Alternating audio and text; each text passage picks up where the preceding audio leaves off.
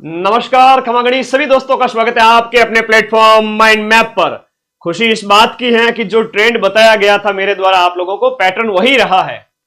RPSC की हम बात करें तो आरपीएससी ने जो पिछले पेपर करवाए थे, चाहे संस्कृत शिक्षा विभाग का था या इससे पहले आपका 2022 वाले या 2023 वाले, पेपर वही था।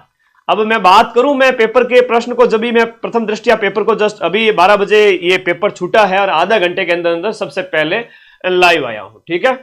ओके, तो देखो एक प्रश्न ये पूछा कि आर्थिक समीक्षा के अनुसार 2023-24 में भारत के साथ सबसे ज्यादा व्यापार जो है, सर्वाधिक व्यापार करने वाला देश कौन सा है। 2 दिन पहले क्लास कराई थी इकोनॉमिक्स की, मैंने कहा मजाल क्या आरपीएससी इकोनॉमिक्स में इससे बाहर क्वेश्चन दे देवे। तो आरपीएससी सेकंड ग्रेड का जो लेवल है जीके वाला, जो हमने एक्सपेक्ट किया था वो का वो है अमेरिका था, सीधा सीधा बताया था। व्यापारिक साझेदार भी बताए थे, एफडीआई वाले भी बताए थे, हर एक सेक्टर का बताया था। तो खुश हो सभी साथी, ये बताओ पहले तो चल जल्दी जल्दी तो सॉल्यूशन होगा नहीं, आंसर निकालने पड़ते हैं। बहुत सारा कई सारे टफ पेपर भी है क्वेश्चंस के अंदर। अगर देखा जाए टफ पेपर मतलब टफ क्वेश्चंस भी आपको देखने को मिलेंगे। अभी जब पेपर छूटा है, राजस्थान में सबसे पहले लाइव आया हूं भाई, है ना, इससे ज्यादा तो फिर क्या ही लोगे। जो कहा था वो पेपर में प्रश्न आने पड़े, ठीक है। अब हम बात करेंगे उसके ऊपर, पेपर का लेवल कैसा था वो एक बार सॉल्यूशन के बाद पता चलेगा। कंप्लीट आगामी जो शिफ्ट जो आपके ग्रुप जो हम बात करें, ग्रुप बी, सी और डी, ये जो आपके अलग अलग पेपर है, हिंदी वाला, इंग्लिश वाला और साइंस मैथ वाला, इन बच्चों के लिए ये बहुत ही रामबाण होने वाले हैं। अब कसम खा लो कि पूरा जम के पढ़ेंगे। सेकंड ग्रेड एसएसटी का बैच स्टार्ट हो चुका है, आज बढ़िया पेपर दे के आओ, फिर ज्वाइन करना। जीके प्लस हिंदी और जीके प्लस इंग्लिश और लेवल 2, ये सभी बैच आप सभी के लिए स्टार्ट हो चुके हैं। अभी क्लासेज आनी स्टार्ट हो जाएगी इसी महीने से। और ये ग्रुप का लिंक है जहां मैं टेलीग्राम में भेज रहा हूं आप सभी साथियों को जो आंसर की, ठीक है। तो एक बार आ जाओ सभी साथी, यहां पर हम देख लेते हैं पेपर को। चलिएगा, ये रहा आपका पेपर, आ जाइए आ जाइए आ जाइए। तो भाई ऐसा नहीं है कि भाई हम अनुमान ना लगा सकें, हम जो अनुमान लगाया वो आपके प्रश्न पूछे गए हैं। आ जाइए, पहला प्रश्न है आपके अकॉर्डिंग टू सिलेबस आएगी सारी चीजें। ध्यान दीजिएगा कि फिक्की यानी federation of Indian chambers of commerce and industry से संबंधित संगठन कौन कौन से हैं। जैसा सेकंड ग्रेड का लेवल होता है उस हिसाब से ही पूछा गया है और कोई इसमें आश्चर्य करने वाली बात है नहीं। कौन से है इसमें, All India Organisation of Employers that is AIOE, Indian Council of Arbitration और Confederation of Micro and Small Medium Enterprises CSME, ABC जो आपके ऑप्शन दिए गए हैं बहुत इंपॉर्टेंट है। वेरी गुड, शाबाश, सारे बच्चे लाइव आ गए, बहुत बढ़िया। देखो अब इसका आंसर करते हैं, ठीक है, बढ़िया तरीके से। जो पहला क्वेश्चन है, मैं यहां पर आप लोगों को सटीक आंसर की प्रोवाइड करवाने के लिए कि एक एक आंसर, तीनों ही संगठन है वो federation of Indian chambers of commerce and industry FICCI से संबंधित है। इसमें आपके दिए गए में से बात करें तो तीनों ही ऑप्शन इसके अंतर्गत सही है, तीनों ही ऑप्शन सही है। अब जबकि पेपर छूटा ही है और मैं सॉल्यूशन करा रहा हूं, तो 100 में से मैं सच्चाई स्वीकार करता हूं, 100 में से हो सकता है कि 2-3 क्वेश्चन इधर उधर हो जाए, हो सकता है ना। तुरंत 15-20 मिनट में सॉल्यूशन थोड़ा चैलेंजिंग रहता है। तो मैं अगर कोई एक आध क्वेश्चन इधर उधर रह गया तो मैं आंसर की जो टेलीग्राम पे भेजूंगा उसको सटीक माने, और उसमें भी और आरपीएससी में 1-2 प्रश्न का भेद रह सकता है, ठीक है, ये सच्चाई है। और 1-2 क्वेश्चन के लिए तो फिर कह भी सकते हैं ना। तो यहां पर हम बात करें, तीनों इसके अंदर सही है, ठीक है। आरपीएससी खुद 2-3 प्रश्न डिलीट कराएगी, अब मैं क्या ही कहूं उसमें। भारत की विदेश नीति में सिंपल सा प्रश्न पूछा है, लेकिन कंसेप्ट क्लियर होना जरूरी है आप लोगों से, इसीलिए तो कहता हूं पूरे साल जम के मेरे साथ ऐप में पढ़ो। 90% प्रूफ मैं दूंगा इस पेपर के आज रात को ही, ठीक है। हाँ, अगला देखिए, इसके अंदर भारत की विदेश नीति में गुट निरपेक्षता के सिद्धांत में क्या शामिल है। गुट निरपेक्षता के सिद्धांत के अंदर आपका क्या शामिल नहीं है, प्रश्न को थोड़ा ढंग से पढ़े तो पता चलेगा क्या पूछा जा रहा है। गुट निरपेक्षता जो है, नॉन अलाइनमेंट जो है, नाम मूवमेंट जो है, आवाज ठीक आ रही है, प्रॉपर आ रही है, एक बार बता दो। नाम के अंदर जो है आपका क्या शामिल नहीं है, विश्व मामलों के प्रति तटस्थता नहीं है, बल्कि विश्व मामलों में आपकी जो है ऐसी भागीदारी जिसमें अच्छा रिजल्ट मिले, वो वाली भागीदारी इसमें बताई गई है, बल्कि पूर्णतः तटस्थ की बात से 100 क्वेश्चन यहाँ पर कराने हैं और एग्जाम हॉल में या टॉप करने के लिए भी आपको 70, 75, 60, 65, 70, 80 भी करे तो भी सही होगा। 1974 में भारत में श्रीलंका के साथ दोनों देशों के मध्य ऐतिहासिक पानी में सीमाएं तय करने की इच्छा से एक समझौता किया गया था। निम्न में से किस द्वीप का नाम इस समझौते में विशेष रूप से उल्लेखित है? तो यह हो जाएगा कच्चा द्वीप। जो विवाद था कच्चा द्वीप वाला, वो श्रीलंका के साथ था। कच्चा द्वीप विवाद है, कच्चा द्वीप विवाद, ये इसके अंतर्गत आ जाएंगे। ठीक है, कच्चा द्वीप विवाद है भाई। आगे देखिएगा, ब्रिक्स के बारे में दिए गए कथन में से कौन सा कथन यहां पर सही नहीं है? मैं एक दो प्रश्न अगर कोई रह जाएगा तो शंका समाधान में लास्ट में ले लूंगा। ब्रिक्स के बारे में निम्न में से कौन सा कथन आपका सही नहीं है? दिए गए ऑप्शन जो दिए गए हैं उनमें आपको बताना है ब्रिक्स के बारे में। तो यहां पर सिर्फ और सिर्फ यहां पर बात करें, 4 ही कथन ही दिए गए हैं। भारत ने 2021 में 13वां ब्रिक्स जो सम्मेलन है भारत के अंदर आयोजित किया गया, 13वां ब्रिक्स शिखर सम्मेलन। ये यहां पर आपका कथन पूछ रहा है कि रॉन्ग कौन सा है। ब्रिक्स शिखर सम्मेलन 2021 का जो थीम है वो ब्रिक्स एट 2021 सातत्य, समग्रता, सहमति वाला, ये जो ऑप्शन है बी, इसकी थीम है वो इस बार गलत कर दी गई थी। ठीक है, हाँ जी, अभी आधा घंटा ही हुआ, पेपर में प्रूफ रात को मिलेंगे। बेटा मुकेश, इतनी अगर सीधी सी बात तुम्हारे दिमाग में नहीं आ रही है तो थोड़ा सा आपको पढ़ने की जरूरत है। माइंड मैप ही प्रूफ देगा, चिंता ना करें। फर्स्ट ग्रेड के अंदर भी माइंड मैप नहीं दिए थे। ठीक है, 55 में से 42 प्रश्नों के, और इसमें भी दिए जाएंगे। इसका आंसर बी है। 4 का आंसर क्या है? बी। ब्राजील ने 1 जनवरी 2025 को ब्रिक्स की अध्यक्षता ग्रहण की थी। अच्छे लेवल के प्रश्न पूछे गए हैं, कुछ कुछ तो बहुत अच्छे लेवल के पूछे गए। आप इन प्रश्नों की वजह से डरे नहीं। हो सकता है कि आपके 15-20 में आपको लगे कि यार प्रश्न का लेवल तो बहुत टफ है, तो 20 प्रश्न तो टफ रखे जाएंगे। 100 में से 100 थोड़ी करके आने। इस महासभा के समक्ष मैं अपनी जनता और अपनी सरकार की ओर से यह कहना चाहता हूं कि हम संयुक्त राष्ट्र संघ के संविधान के सिद्धांतों और उद्देश्यों के प्रति पूर्ण और निष्कलंक प्रतिबद्धता रखते हैं। हम अपनी पूरी क्षमता के साथ उन सिद्धांतों और उद्देश्यों की पूर्ति के लिए कार्य करने का प्रयास करेंगे। ये किसका कथन है? ये आपका जवाहरलाल नेहरू का था। पेपर का लेवल बहुत ही हार्ड था, बहुत हार्ड। उसको लगता है जिसने पूरे साल पढ़े नहीं किए। 100 में से 30 अगर छोड़ भी दोगे, 70 अटेम्प्ट करके 60 सही भी करोगे तो भी डंके की चोट पे टॉप करोगे। क्या बात करते हो बच्चों आप लोग। ये ना 30 में मैं कहूँ 10, 15, 20 मुझे भी ना आवे, ठीक है ना, सारे ही मुझे आने जरूरी थोड़ी है। तो सीधी सी बात है भाई, टॉप करना है तो आपके 70 के लगभग सही कर दो, 65, 70। कभी भी पेपर है वो उस तरीके से नहीं कि 100 में से 100 ही सही हो। आरपीएससी 2nd ग्रेड का पेपर लेवल तो आएगा, इसका सी हो जाएगा। फिर देखिएगा, विश्व व्यापार संगठन, ये तगड़े लेवल के प्रश्न है भाई, है ना। विश्व व्यापार संगठन में दोहा दौर की जो वार्ताओं के जुलाई 2006 में निलंबन के बाद ओस्लो समूह नामक एक वैकल्पिक छह का जो है आपका ओस्लो जो ग्रुप ऑफ 6 जो बनाया गया था, इस समूह में कौन शामिल नहीं था? तो इसमें जो है पाकिस्तान शामिल नहीं था। इसमें कनाडा था, न्यूजीलैंड था, केन्या था, पाकिस्तान इसमें शामिल नहीं था। आगे देखो, क्वेश्चन नंबर 7, निम्न में से किस क्षेत्र में शिक्षा मनोविज्ञान का महत्व स्पष्ट रूप से दिखाई दे रहा है? अच्छा प्रश्न है, थोड़ा सा बड़ा है, लेंदी है, हालांकि पिछली बार भी ऐसे ही प्रश्न पूछे गए थे। शिक्षा मनोविज्ञान का महत्व स्पष्ट रूप से दिखाई देता है, बताओ। क्वेश्चन नंबर जो है आपका 7, क्वेश्चन नंबर 7 के अंतर्गत हम बात करें शिक्षा मनोविज्ञान का महत्व। देखो चारों ही ऑप्शन इसके अंतर्गत हम बात करें वो सटीक है।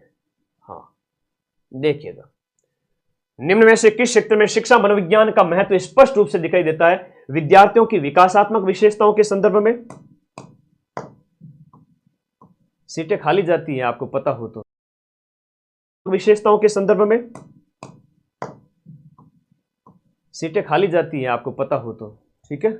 भले ही एसएसटी की 70 पोस्ट ही हो, सीटें खाली जाती हैं, ठीक है। अगर आपने लिमिटेड अटेम्प्ट किए तो आपका सिलेक्शन डंके की चोट पे है ना। 10-20 प्रश्न तो टॉप कितना ही पढ़ लो उसको भी ना आएंगे, तो टेंशन ना लो, लिमिटेड करके आओ, एक्यूरेसी अच्छी रखो। विद्यार्थियों की व्यक्तिक विभिन्नताओं को समझने में, इंडिविजुअल डिफरेंसेस में, प्रभावी शिक्षण विधियों को पहचानने में और पाठ्यचर्या के निर्माण में।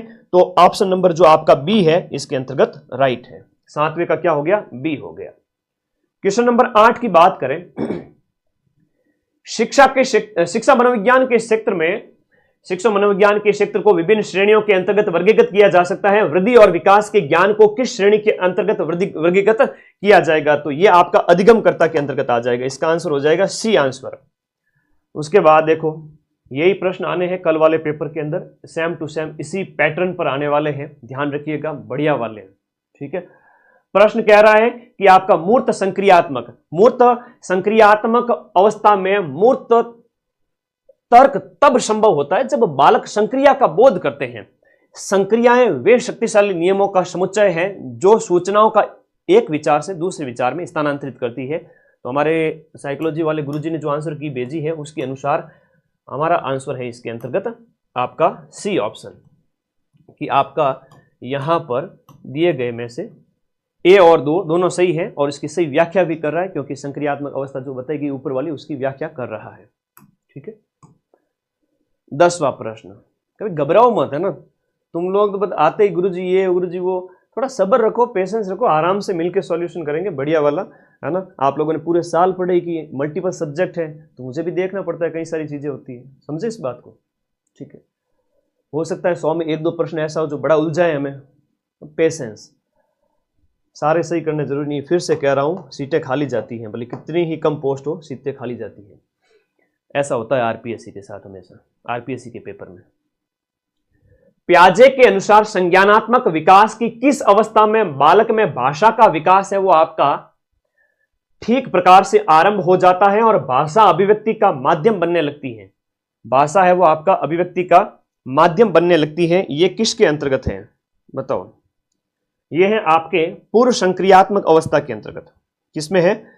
पूर्व संक्रियात्मक अवस्था, ठीक है, इस बात का विशेष ध्यान रखें। पूर्व संक्रियात्मक, जल्दी कैसे सॉल्यूशन करा दे, 3 तुम्हें पेपर में एग्जाम में 2 घंटे दिए जाते हैं, हमें यहाँ पर आंसर निकालने पड़ते हैं, सारे सब्जेक्ट है, मल्टीपल सब्जेक्ट है, आधा घंटा तो लगेगा कम से कम, थोड़ा पेशेंस रखो।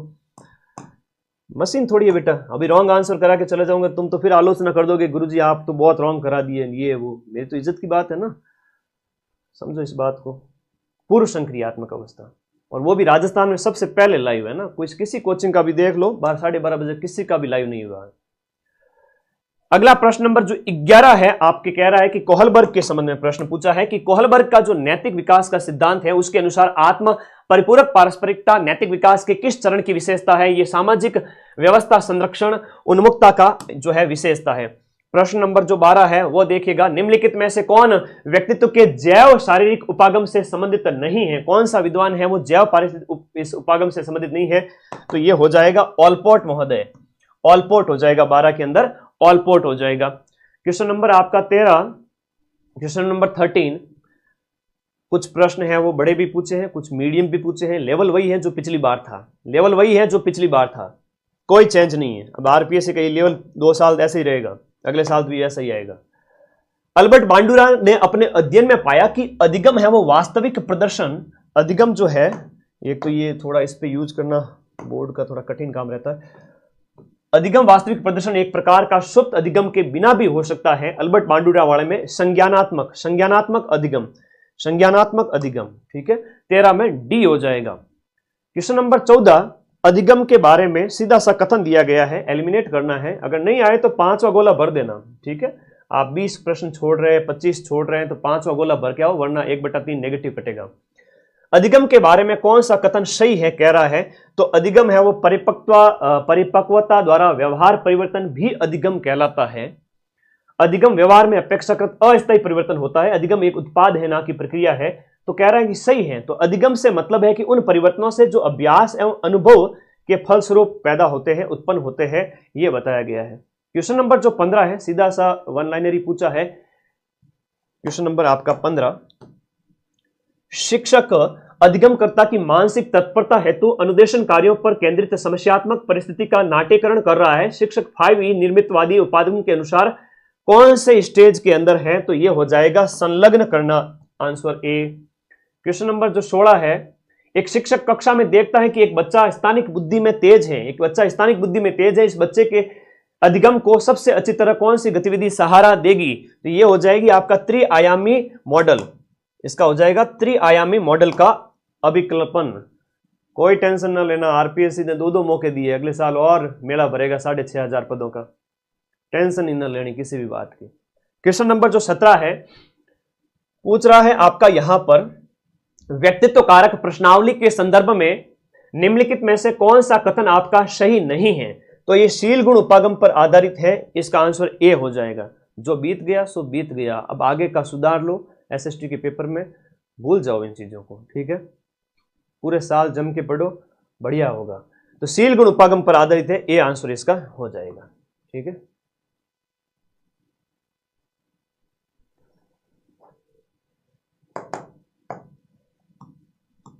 जब कोई वयस्क अपनी इच्छा, प्रेरणा और व्यवहारों को बाल्यावस्था की इच्छाओं, प्रेरणाओं और व्यवहारों के अनुकूल बना लेता है तो इसे क्या कहते हैं? आत्मसातीकरण या आपका उदात्तीकरण क्या कहा जाएगा? ये कहा जाएगा प्रतिगमन, है ना, वापस से लौट जाना, उस अवस्था में प्रतिगमन। किसी विद्यार्थी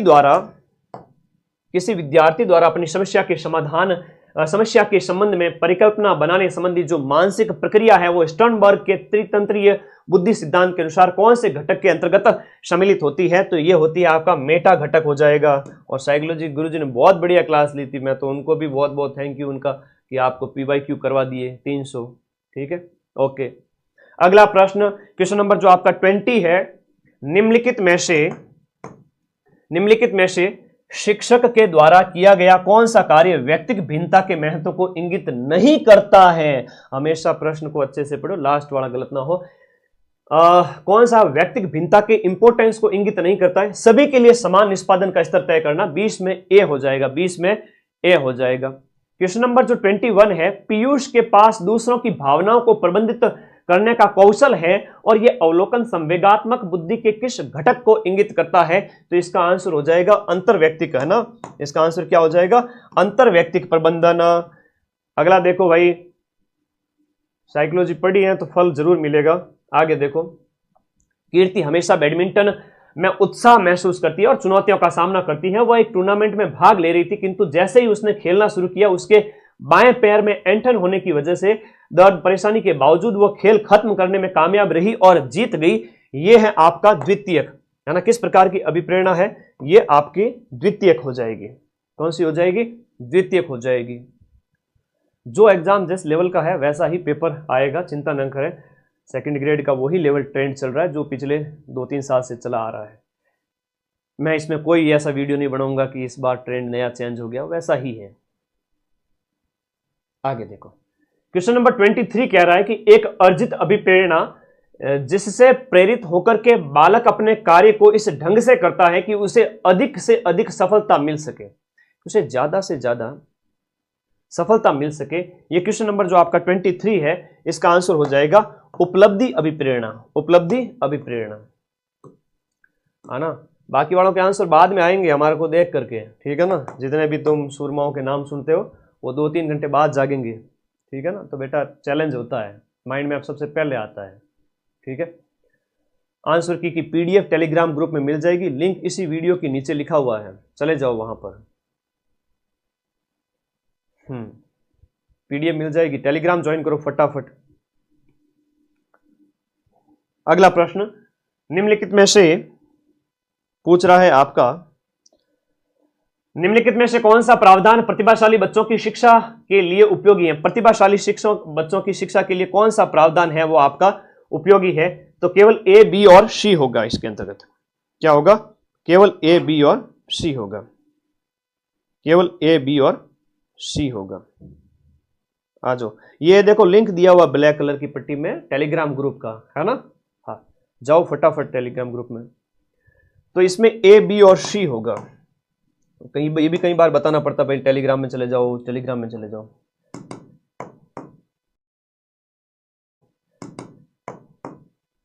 बी ऑप्शन इसके अंदर 24 में B,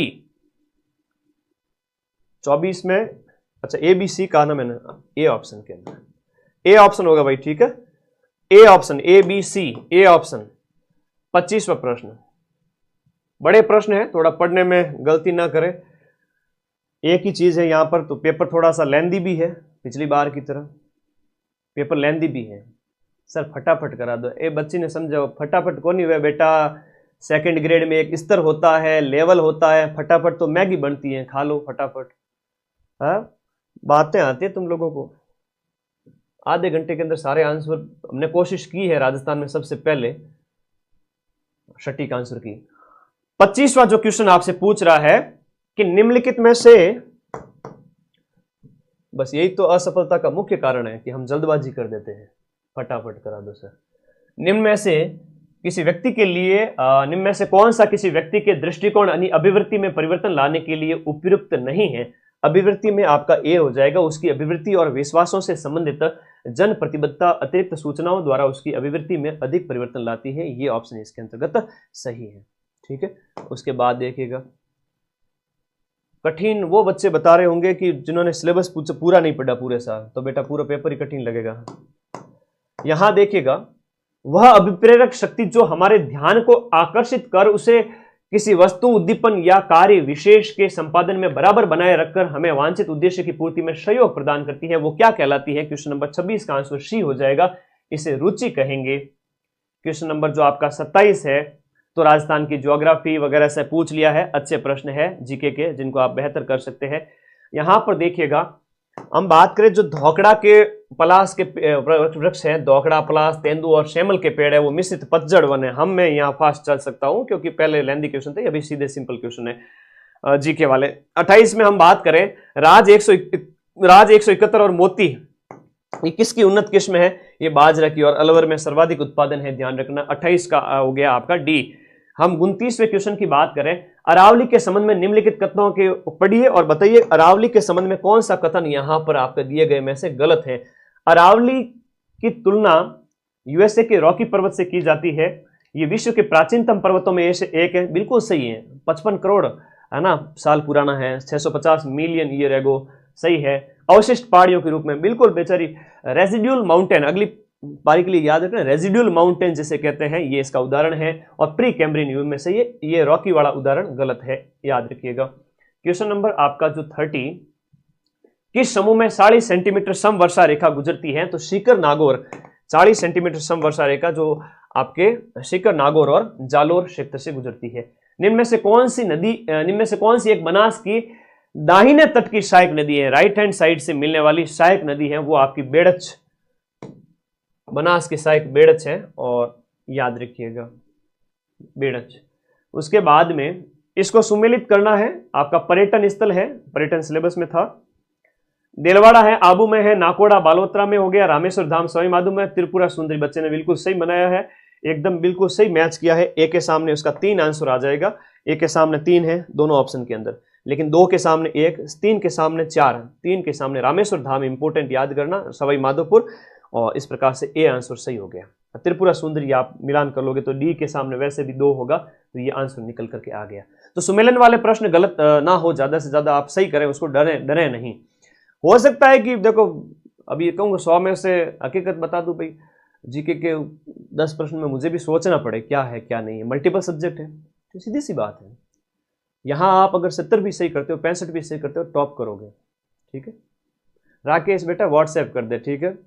हाँ, बात आवे थे ना, जो विद्यार्थी मजे लेने के लिए पढ़ते हैं ना, कभी सिलेक्शन नहीं होता है बेटा। पढ़ाई करो तो जम के करो, सिलेबस याद होना चाहिए, पूरे साल जम के पढ़ो, लास्ट में मेरे से रिवीजन करो, है ना। भीड़ का हिस्सा कभी मत बनो, है ना। तुम्हारा भला सोचता हूँ इसलिए कह रहा हूँ, बाकी कौन सच्चाई बताओ, मीठा मीठा बोल दो। अभी क्वेश्चन 33 जो आपसे पूछा जा रहा है, 33 कह रहा है कि किस नस्ल के गौवंश है वो दूध उत्पादन और अच्छे बैलों के लिए जाने जाते हैं। देखो, बैल तो वैसे नागौरी बैल अच्छे होते हैं, लेकिन यहाँ ऑप्शन में है नहीं, पर ये कह रहा है कि ये बाड़मेर, पाली और सिरोही सांचौर में पाए जाते हैं, तो ये कांकरेज नस्ल होती है। इसका आंसर क्या होगा? कांकरेज हो जाएगा। अच्छे प्रश्न है, सोचने वाले प्रश्न है, कंसेप्ट पढ़ना पड़ेगा और फिर उसमें से आंसर निकलेंगे। जनगणना 12 घंटे वाली क्लास से बाहर नहीं गए। जनगणना निम्न में से किस जिले की कुल जनसंख्या में नगरीय जनसंख्या का प्रतिशत सबसे ज्यादा है? दिए गए में से नगरीय जनसंख्या का परसेंटेज आपसे पूछा गया है, तो सर्वोच्च वाला तो बताया नहीं है, यहां पर उसके बाद वाले की बात करें तो ये आपका अजमेर हो जाएगा दिए गए क्वेश्चन के अनुसार। क्वेश्चन नंबर 34 में है वो बी है, दिए गए में से अजमेर है। ठीक है, दिए गए में से अजमेर है। Saint Gobain glass factory company है जिसकी इकाई बी में अवस्थित है। ठीक है, सेंट गोबेन एक ग्लास फैक्ट्री किसकी कंपनी है और ये कहाँ स्थित है? भिवाड़ी में स्थित है। तो 35 का आंसर क्या हो गया? सी हो गया। अगर तुम लोगों को याद हो ना, तो मैंने शॉर्ट्स डाला था खैरतल तिजारा जिला यानी भर्तरी नगर, उसका शॉर्ट्स डाला था और उसमें मैंने कहा था कि ये भिवाड़ी के अंदर सेंट गोबेन ग्लास फैक्ट्री स्थित है। आ गया सीधा से सीधा प्रश्न। तो मैं वहीं से प्रूफ लेके आऊंगा, स्क्रीनशॉट लेके। तो भिवाड़ी देखते ही सही कर दो। मदन सर के शॉर्ट्स आते हैं, पता है तुम लोगों को? नहीं पता है? अरे भोले बालक, चलो तुम्हें बता ही देता हूं कि क्या होता है, कई बार पढ़े ही होते। ये मदन सर के आप शॉर्ट्स देख लो भाई, मैं मां सरस्वती का पुत्र, मैं आप लोगों, ये शॉर्ट्स है, ये इसमें भिवाड़ी वाला है। बड़ा सिंपल सा प्रश्न पूछा, सिंपल तो क्या ही है, पढ़ोगे तो पता चलेगा। भर्तरी नगर 7 अगस्त 2023 को अलवर जिले का पुनर इसी जिले में स्थित है। मैं बताना चाहूंगा, शाह का मकबरा यहीं पर स्थित है। इस जिले में स्थित, इसी जिले में स्थित सुनो इसको, विदेशी औद्योगिक इकाइयां इसी जिले में स्थित है। और भिवाड़ी, जिसे नवीन मैनचेस्टर अब के आगे नाम से देखना जाना जाता है, इसी जिले में स्थित है। ये राजस्थान का सबसे बड़ा औद्योगिक नगर भी है। नेशनल लेवल का पहला खेल गांव जैरोली खेड़ा में फ्लोवर पार्क इसी जिले में स्थित है। इस जिले में अब देखना सुनना, आलम शाह का मकबरा यहीं पर स्थित है।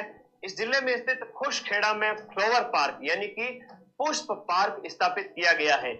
एशिया की सबसे बड़ी ग्लास फैक्ट्री सेंट गोबेन इसी जिले में स्थित है। और अलीबख्शी, बताना पड़ता है कई बार बच्चों को, सेंट गोबेन का नाम सुना ना, तो भाई ठीक है, चौकी बात है, बताना पड़ता है। शॉर्ट्स तो सीधे प्रश्न बनते हैं, माइंड में आपके शॉर्ट्स सीधे। फ्रांस की कंपनी, ध्यान रखना।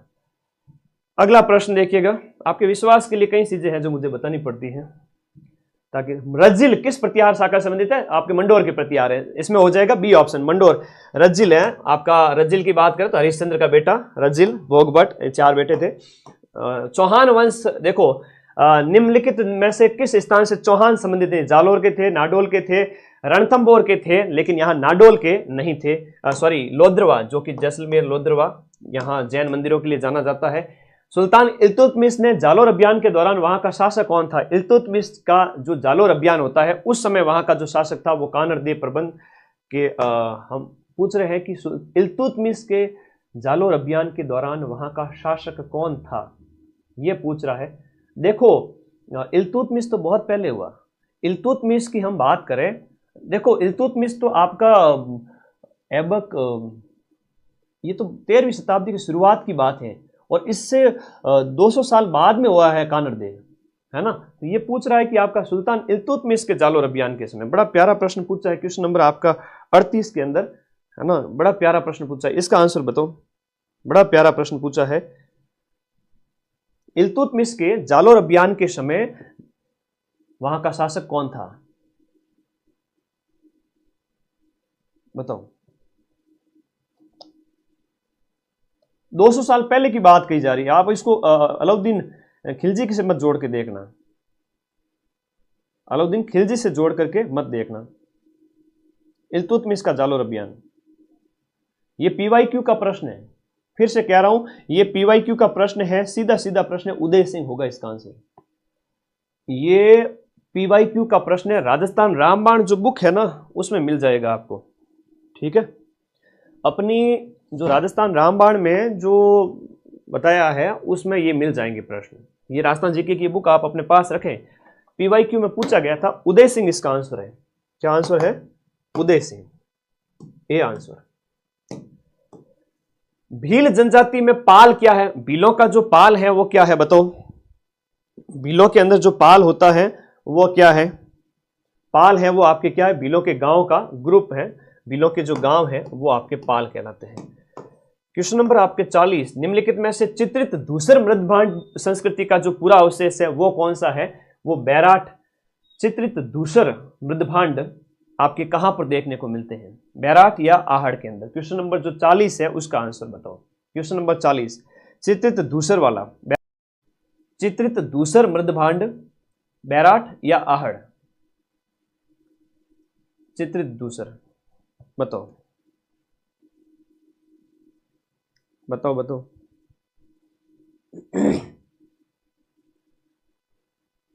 कौन सा होगा इसमें?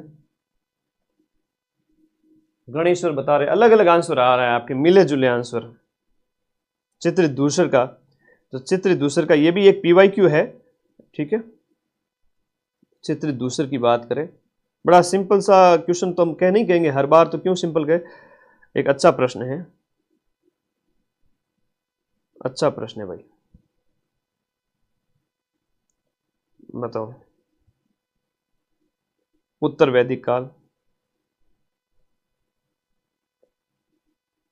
देखो ये हो जाएगा आपका बैराट, है ना। जबकि आहड़ की बात करें ना, तो आहड़ वाले में पेपर जब मेरे हाथ में आए तो मैं कुछ ना कुछ उसके लिए खुरापाती सोचता हूँ नेक्स्ट शिफ्ट के लिए।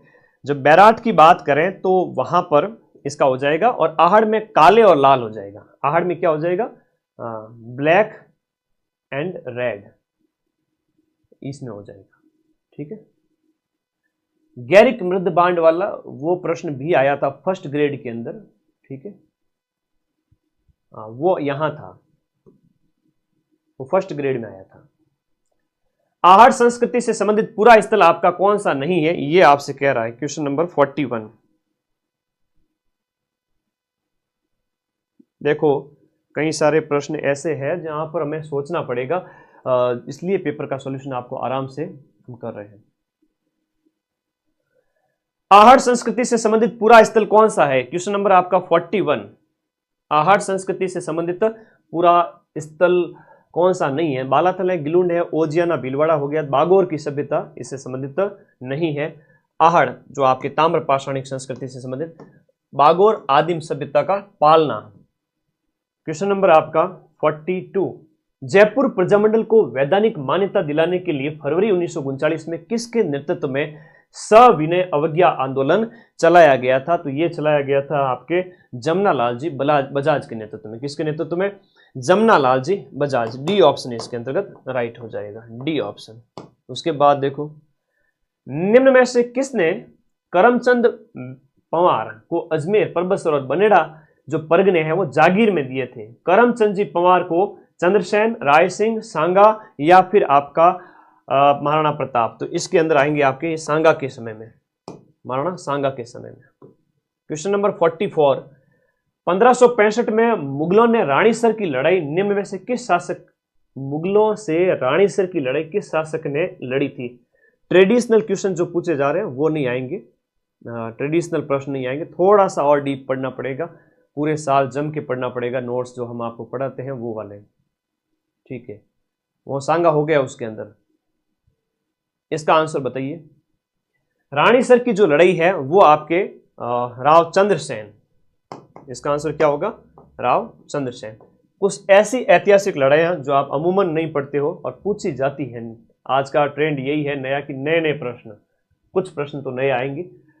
1857 ईस्वी के संघर्ष में कोटा के अंदर जो जन विद्रोह हुआ था, वहां पर ब्रिटिश रेजिडेंसी पर हमले के दौरान क्रांतिकारियों ने रेजिडेंट बर्टन के साथ निम्न में से किस व्यक्ति की भी हत्या कर दी थी, तो इसमें सैडलर की हत्या की थी। किसकी की थी, सैडलर की। तो ये प्रश्न आपको गलत नहीं करना है जो सिलेक्शन दिलाने वाले, बाकी कठिन है तो सभी के लिए कठिन है, मीडियम से हार्ड की ओर पेपर था हमेशा की तरफ।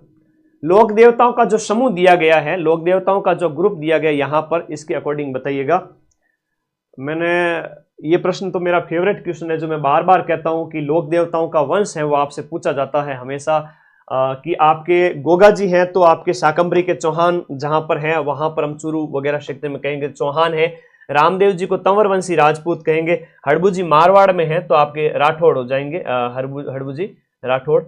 और इसके बाद पाबू जी भी राठौड़ है, तो ये मारवाड़ क्षेत्र से संबंधित है, तो मारवाड़ में राठौड़ है, ठीक है। इस प्रकार से सी ऑप्शन इसके अंदर हो जाता है।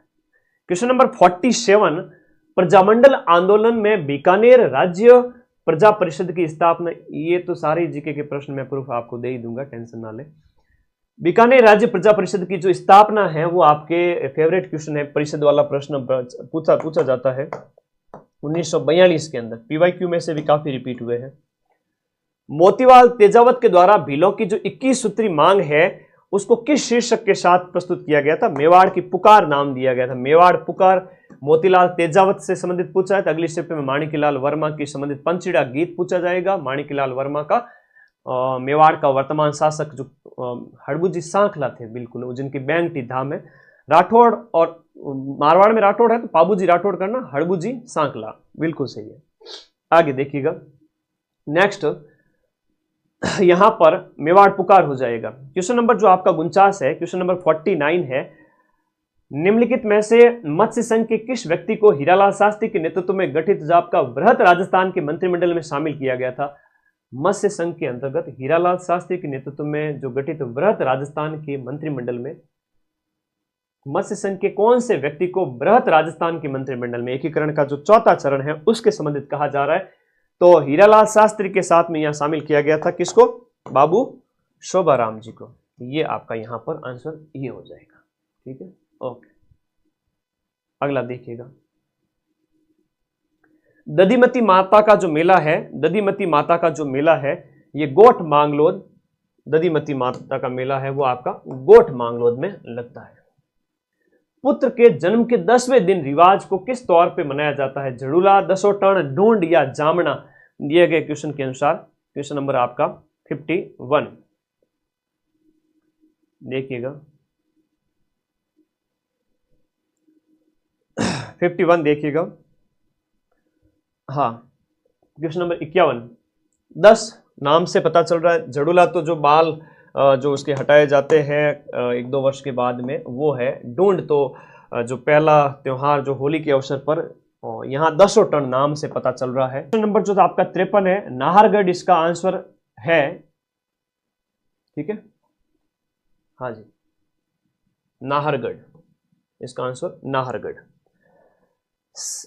चित्रकार शहाबदी, अब यहां पर शहाबदी लिखा हुआ है, शहाबदी, या हम बात करें साहिबदीन, शहाबदी या साहिबदीन, हम शहाबदी तो कहीं पढ़ा नहीं, लेकिन शहाबदी को यहां पर इन्होंने साहिबदीन को सावधान जो है साहिबदीन को शहाबदी लिखा है। ठीक है, आरपीएससी लिख सकती है। क्वेश्चन नंबर 54 का आंसर है वो साहिबदीन आपका मेवाड़ का, साहिबदीन मेवाड़ का। अरे 100 में से 1-2 क्वेश्चन इधर उधर हो जाए, टेंशन ना लेनी, रुक जाओ, थोड़ा आराम से पढ़ते जाओ। ठीक है ना, सारे डाटा मेरे अंदर फीड नहीं है कंप्यूटर की तरह, मैं 100 के 100 सही बता दूं। हो सकता है 1-2 में गलती हो जाए, कोई दिक्कत नहीं। रुको, सारे आंसर की भेजूंगा अभी टेलीग्राम ग्रुप में, ये एक डिस्कशन है जो आपको मैं बता रहा हूं। क्वेश्चन नंबर आपका 55 है। ये प्रश्न बड़ा फेवरेट क्वेश्चन है और बार बार आता है, रिपीट होता है कि किस संविधान संशोधन के द्वारा संविधान के अंदर यह जोड़ा गया कि एक व्यक्ति 2 या 2 से अधिक राज्यों का राज्यपाल बन सकता है?